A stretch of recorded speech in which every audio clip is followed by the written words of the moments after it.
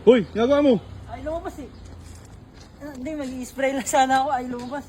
Pero yun nga guys, morning, good afternoon. So meron tayo ditong Ford EcoSport Titanium 2016 automatic.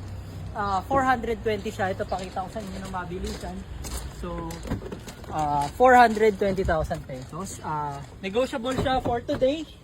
Pwede niyong puntahan, pwede niyong downan agad. Ito yung likod. So ayan. Ford EcoSport 2016 Titanium. So ito yung likod. Kaya quick flex lang. Inam na mainam, kompleto.